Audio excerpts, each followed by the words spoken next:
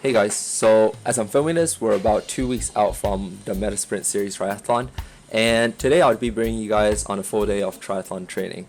So this is more of a typical weekend training day. It's not super intense, but we're going to have 3 solid sessions today. So in the morning, I'll be having a brick session consisting of open water swim followed by a run. In the afternoon, I'll be doing some strength and physio training, followed by a good cycling session. So with that said, don't forget to subscribe, like, and all that good stuff, and let's get into this video. Alright, so we're at Sentosa today, and we're going to be doing some brick workouts. I've been doing a lot of brick workouts, but they're all cycling and running, so today we're going to do some swimming and running. I'm also going to be practicing running without socks, so today I came without any socks. During the race, you're not going to have the time and luxury to put on your socks, put on everything. So yeah, got to start practicing for that as well, to prevent getting blisters and all that kind of stuff on race day itself. Okay, because it is open water, so you can't really measure the distance or whatever not. So I'm going to be doing a 10-minute warm-up, 5-minute build-up, and then I'll do like 1 minute of treading water as a rest and recovery. And the main set is going to be 30 strokes. Okay, so 5 times 30 strokes of max effort plus 15 strokes of easy, and then I'll tread water for 1 minute as a rest, and I'll do that 5 times, and the whole thing I'll do 3 sets. Okay, and so for the run, I'm gonna be just doing an easy 20-minute easy pace run, because I just had a hill climb yesterday, so nothing too intense for the run. I want my knees and my legs to kind of recover for today. So yeah, that's it for the workout, and it just started to rain, so we better get it started.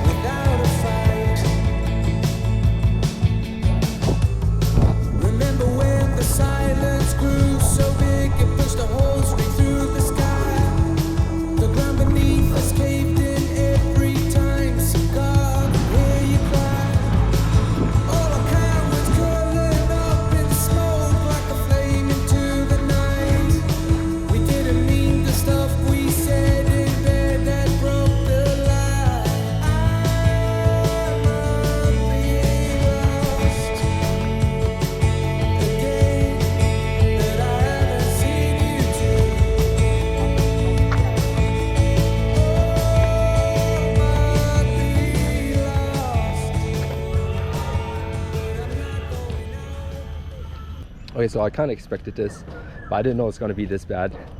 You can imagine what it's like running in wet sand if you've never actually conditioned your body to do so before. And my shoes are, my feet is literally bleeding through the shoes. I'll show you later, but I can literally see like the red patch of blood seeping through the upper of my shoe. So that's not good. But that was a good workout. Got my swimming done, got my run done. The run was like an average of around 5-minute pace, which is not too bad, around zone 2. So yeah, 20 minutes of that. The transition can be better, but in an actual triathlon, the transition will be going from swim to a bike, so it won't be going from a swim to a run. But either way, I need to practice on the transition. But other than that, the workout went great. So now I'm gonna go home and get some food, do some stretching, probably do some foam rolling, and in the afternoon I have another workout, so you can stay tuned for that.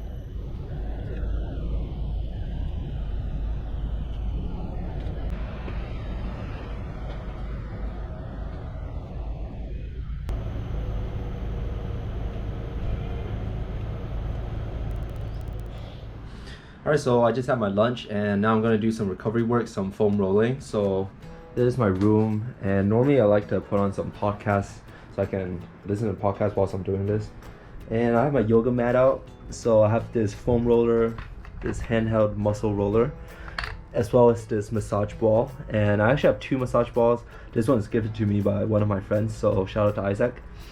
Yeah, so I'll show you how to use each of these equipments and the importance of why I'm doing these stretches and these foam rolling. So I know some of these foam rolling and stretches might look a bit funny, but it really helps alleviate that muscle tenderness for me by releasing that myofascial buildup. And if you don't know what that means, it's essentially these adhesions in your muscles and connective tissues. And when you foam roll, you apply pressure to those pinpointed spots on the muscles and also the tendons and ligaments. So it really helps loosen up that tight, soft tissue and improves blood flow to those specific areas, which stimulates your muscles for optimal recovery and performance, and also gives your bones a better support system. And all in all, I think it just really helps with your preventing injuries and also helps with your muscle recovery. So I think as athletes or just people who exercises a lot, I think it really helps to do at least a little bit of stretching. And maybe if you have a foam roller or you have one of those handheld muscle rollers, then doing a bit of that will really help as well. If you don't, it's also fine, but you just run a higher risk of injury and also stiffer joints and stiffer muscles. So yeah, that's pretty much the reason why I'm doing what I do. Alright, so at 6 p.m. we're going to get into our second session of the day. For this session, I'm going to be doing a strength training, and then that's going to be followed by I'm going to jump on the bike, the turbo trainer, and I'll probably do a zone 2 for about an hour just to get the legs rolling, build up that aerobic base. And yeah, that's the plan. So I'll put the workout on the screen as I'm going through the workout, and that's pretty much it. So let's get into the strength training. So you may be asking why triathletes or endurance athletes requires strength training, since power isn't necessarily the main focus of training.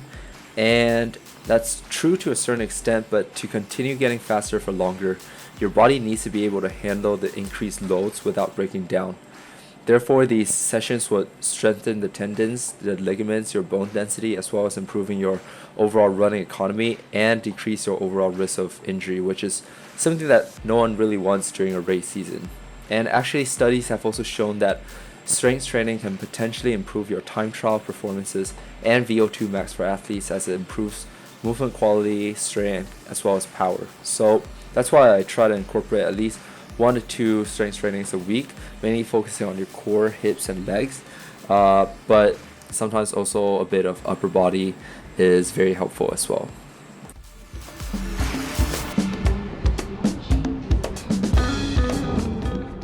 So that brings us to the last session of the day, which is a 1-hour ride at zone 2, around 130 to 140 beats per minute in terms of heart rate for me. And the purpose of this ride is to build up that aerobic base, to get the legs turning and just getting comfortable on the bike.